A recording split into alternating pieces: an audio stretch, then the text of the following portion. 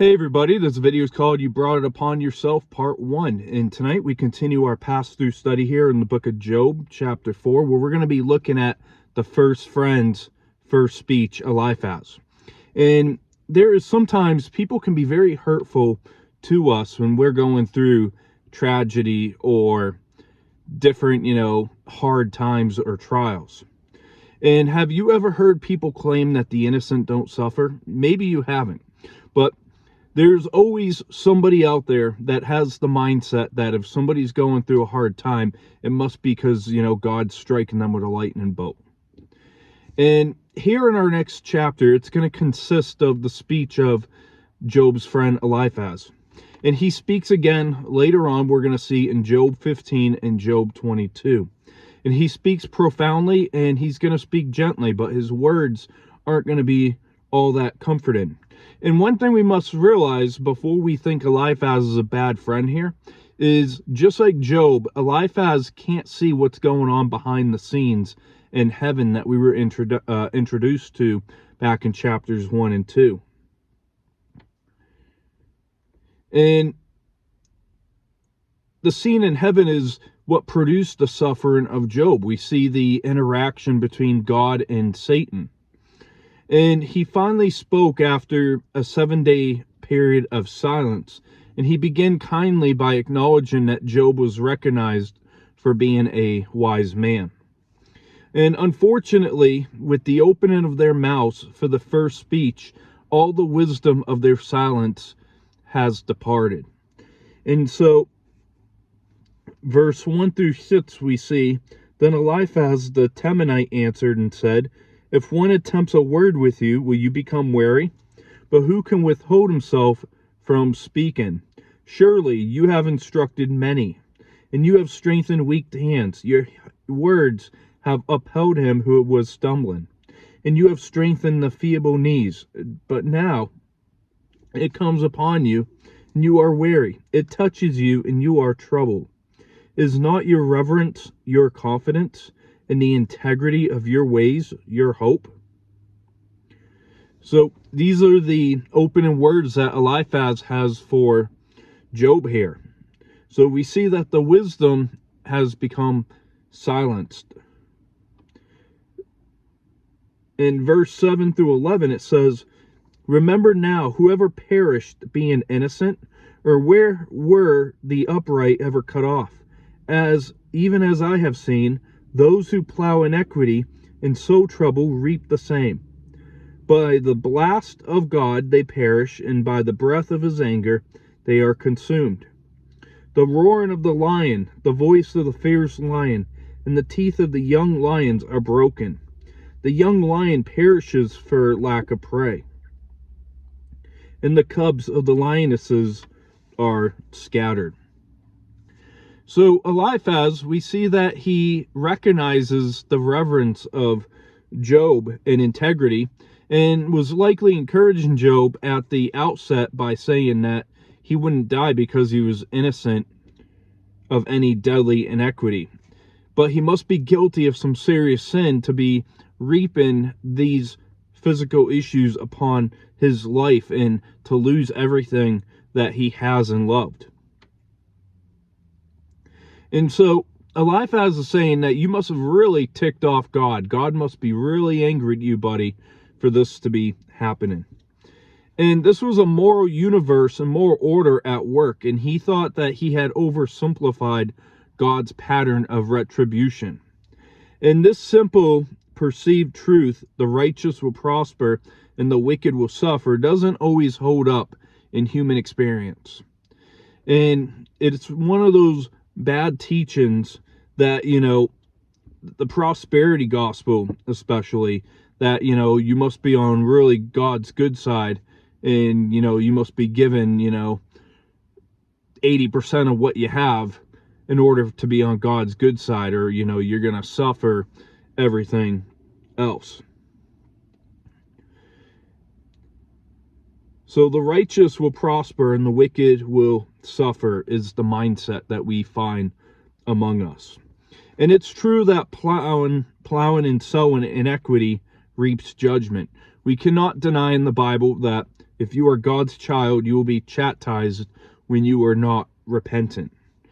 So we see Eliphaz was partially right, but not everything we reap in life is the result of something that we have sown. And to say as such would to say, when like Sandy Hook Elementary School active shooter went in there, that monster, and he killed all those elementary kids. You mean to tell me that those elementary kids made God upset, that God, had them targeted specifically? No, I don't believe that. Not everything we reap in life is the result of something that we have sown. And Job is our example given to us through the Bible. These 42 chapters of Job will see that Job was seen as a blameless and righteous man with God. But he went through these hard tragedies in his life. And we see, a positive ending to the book of Job, which we'll see many days later. And Eliphaz was replacing theology with symplectic logic. And to say that wherever there's suffering, it is the result of sowing sin is wrong. And go ahead and check out on your own Exodus 4:11. Who makes the blind? Who makes the blind in Exodus 4:11? And wanting to demonstrate that wicked men experience calamities in spite of their strength and resources, we see Eliphaz illustrates the point by the destruction that comes on lions in spite their prowess. And 5 Hebrew words are used in verses 10 and 11 for lion, emphasizing the characters of various wicked people, all of whom can be broken and perish. And in verse 7 here, it says, "Remember now whoever perished being innocent, or were the upright ever cut off?"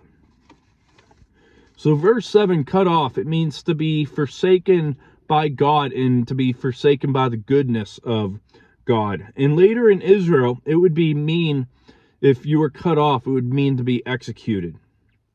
And Eliphaz does paint the picture of how strong God's wrath is, that it's pretty strong enough to be humble and defeat strong young lions. So there is nothing to deny God's wrath, but we can't say that every bad thing that happens to people is because they ticked off God. In verse 12 through 16 says, "Now a word was secretly brought to me, and my ear received a whisper of it. In disquieting thoughts from the visions of the night, when deep sleep falls upon men, fear came upon me and trembling, which made all my bones shake. Then a spirit passed before my face, the hair on my body stood up.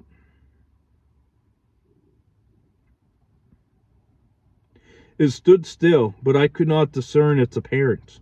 A form was before my eyes, there was silence, and then I heard a voice saying," and we take a break here from before verse 17, but Eliphaz in verses 12 through 16 spoke of a mysterious messenger in a vision, an airy fantasy or a dream. And he claimed to have divine revelation to bolster his viewpoint. And then verse 17 through the rest here says, "Can a mortal be more righteous than God? Can a man be more pure than his maker? If he puts no trust in his servants, if he charges his angels with error, how much more those who dwell in houses of clay, whose foundation is in the dust, who are crushed before a moth. They are broken in pieces from morning till evening, they perish forever, with no one regarding. Does not their own excellence go away? They die, even without wisdom." So here's a conclusion to the first part of Eliphaz's revelation, that Job suffered because Job wasn't holy enough, Job wasn't righteous enough. And that is what the belief that Eliphaz held on to.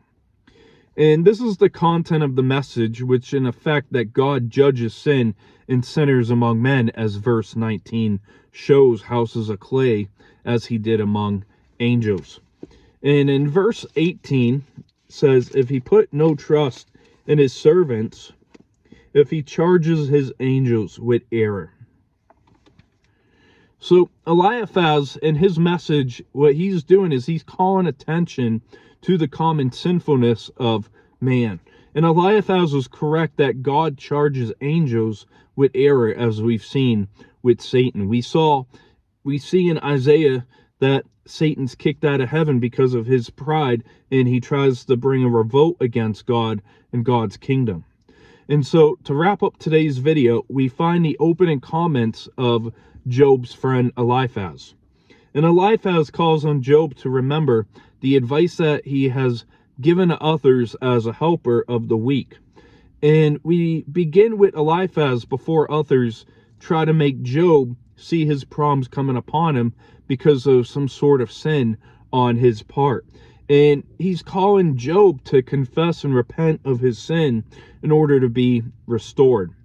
And we know throughout Job that Job's complaint wasn't from such, but it was simply the cry of life in pain, and not because Job consciously or unconsciously understood that he had deserved this calamity because of sin. And we see Eliphaz explain what he needed to be in the source of Job's troubles. And many professing believers today, we can get mad at Eliphaz, but how many times have we blamed something that hurts someone as something that they did? Well, they must have done something wrong. And many professing believers today believe the counsel of Eliphaz, and they believe it's an absolute spiritual law instead of a general principle. And some take a verse out of context, and they want to make it into some sort of like spiritual karma doctrine. And you probably know what I'm talking about from Galatians 6:7. And if you don't, we're going to read that here. Galatians 6:7 says, "Do not be deceived. God is not mocked, for whatever a man sows, that he shall also reap." So when we look at Galatians 6:7, we need to look at the surrounding verses around verse 7. We can't just take "sow what you reap" and treat that as spiritual karma. And the context of his statement was encouragement and exhortation of the Apostle Paul for Christians to give materialistically for the support of their ministers. And Paul wasn't promoting a spiritual karma that ensures that we will get good when we do good things, or will always get bad when we do bad things. So the Apostle Paul in Galatians 6:7 is not focused on preaching spiritual karma.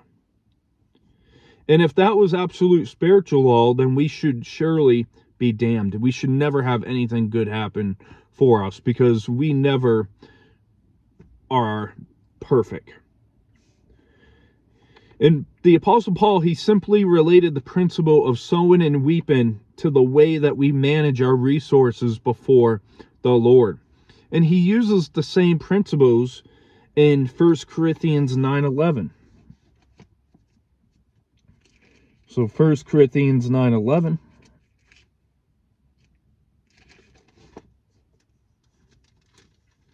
says, "If we have sown spiritual things for you, is it a great thing if we reap your material things?" And then 2 Corinthians 9.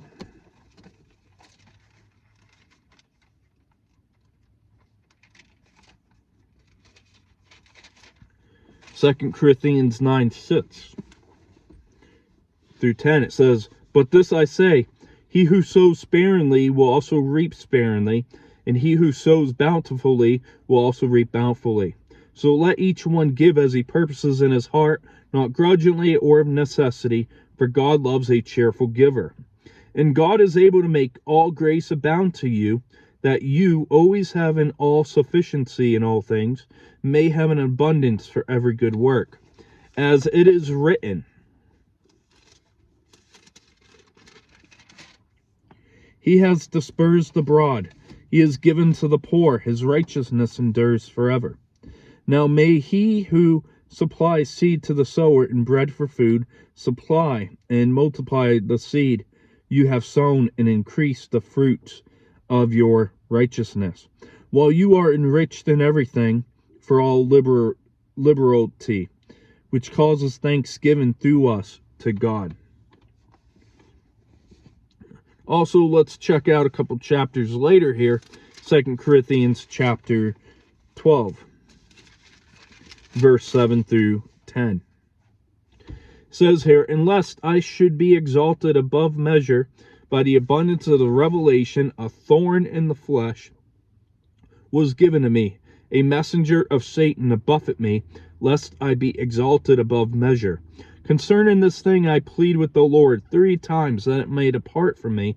And he said to me, My grace is sufficient for you, for my strength is made perfect in weakness. Therefore most gladly I will rather boast in my infirmities, that the power of Christ may rest upon me. Therefore I take pleasure in infirmities, and reproaches, and needs, and persecutions, and distresses for Christ's sake. For when I am weak, I am strong." So, one thing we must understand is not everything we reap in life is the result of something that we have sown. And if you need further evidence of that, we're going to go over to John chapter 9 next. John chapter 9, verse 1 through 3. And this is the words of Jesus himself. John 9, 1 through 3 says, "Now as Jesus passed by, he saw a man who was blind from birth, and his disciples asked him, saying, Rabbi, who sinned, this man or his parents, that he was born blind?" So we see that they are challenging Jesus with a hard question. Rabbi, who sinned, this man or his parents, that he was born blind? Obviously, these people did not see Exodus 4. In verse 3, Jesus answered, "Neither this man nor his parents sinned, but that the works of God should be revealed in him."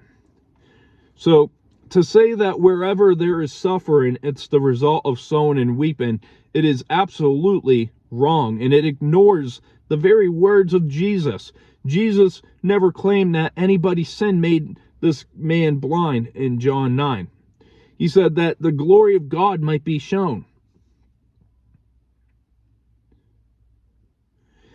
And we saw a spirit come upon Eliphaz by night. In the message of the spirit, we see that Eliphaz noted that angels had fallen into error.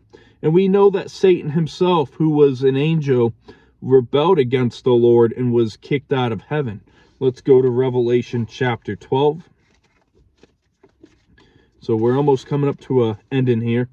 We got quite a few New Testament readings today. Revelation 12:7, it says, "And war broke out in heaven. Michael and his angels fought with the dragon, and the dragon and his angels fought. But they did not prevail, nor was a place found for them in heaven any longer. So the great dragon was cast out, that serpent of old called the devil and Satan, who deceives the whole world. He was cast to the earth, and his angels were cast out with him."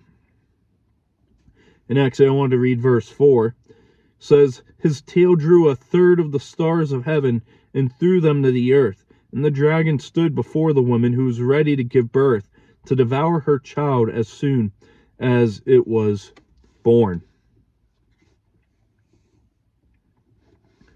So Satan himself was the real cause of Job's calamity and led a large number of angelic beings into the rebellion against God.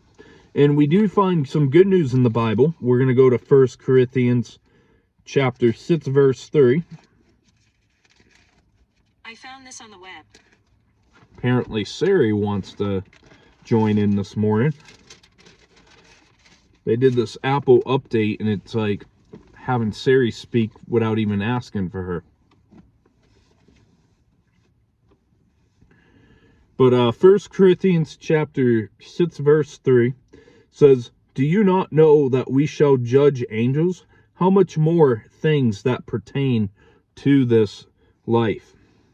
So in an age to come, we see redeemed man will in some way judge those fallen angels. And we won't dig too much into that study. That's for another day. But that's going to wrap up today's video. I hope we'll see you next, looking at the further accusations and allegations from Eliphaz, explaining the cause of Job's troubles. And you know, one thing I want to end with is, before we just start making judgments when someone's going through a hard time, we better be praying for them. Even if we think it's something, that could be among the lines of chastisement or whatever, because that is not our call. However, we need to comfort those who are hurting. We need to weep with those who weep. So I hope you have a great rest of your evening. We'll see you back tomorrow night, Lord willing, for chapter 5 to continue looking at Eliphaz. Have a great night. God bless.